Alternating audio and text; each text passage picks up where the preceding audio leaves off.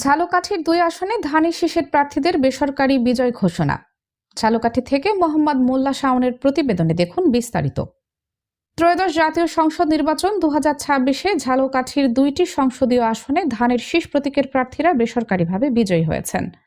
বহু জল্পনা কল্পনার অবসান ঘটিয়ে ফলাফলে দলীয় নেতাকর্মীদের মাঝে আনন্দের আমেজ বিরাজ করছে। 12 ফেব্রুয়ারি অনুষ্ঠিত নির্বাচনে ঝালকাঠি 2, ঝালকাঠি ও নলসিটি ও ঝালকাঠি 1, রাজাপুর থেকে কাঠালিয়া আসনে সকাল 7টা থেকে বিকাল 4টা পর্যন্ত শান্তিপূর্ণ ও উৎসবমুখর পরিবেশে বিরতিহীনভাবে ভোট গ্রহণ অনুষ্ঠিত হয়। 2 আসনেই একাধিক প্রার্থীর অংশগ্রহণে হাড্ডাহাড্ডি লড়াইয়ের মাঠে ছিলেন ঝালকাঠি ও নলসিটি 2, রাজাপুর ও কাঠালিয়া 1 আসনের উল্লেখযোগ্য 4 প্রার্থী।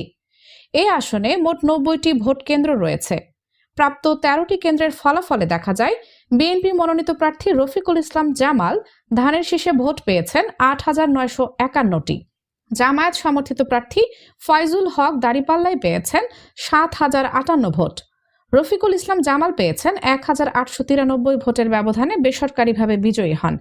ঝালকাঠি 2, ঝালকাঠি সদর, নলসিটি এই আসনে মোট 147টি ভোট কেন্দ্র রয়েছে। প্রাপ্ত 63টি কেন্দ্রের ফলাফলে ইসরাত সুলতানা ইলেন ভুট্টো ধানের শীষ প্রতীকে পেয়েছেন 56,673 ভোট।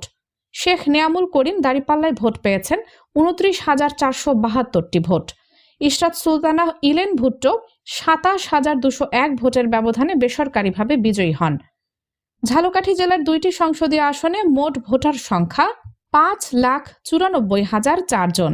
এর মধ্যে পুরুষ ভোটার 3,01,973 জন, নারী ভোটার 2,92,027 জন এবং তৃতীয় লিঙ্গের ভোটার 4 জন। বিজয়ের খবরে 2 প্রার্থীর সমর্থকরা জেলা ও উপজেলা পর্যায়ে বিভিন্ন স্থানে আনন্দ মিছিল করেন। তবে চূড়ান্ত সরকারি ফলাফল ঘোষণার অপেক্ষায় রয়েছেন তারা। এদিকে ভোটারদের প্রত্যাশা, নির্বাচনী প্রতিশ্রুতি অনুযায়ী বিজয়ী প্রার্থীরা যেন এলাকার উন্নয়ন ও জনসেবামূলক কার্যক্রম বাস্তবায়নে কার্যকর ভূমিকা রাখতে পারেন।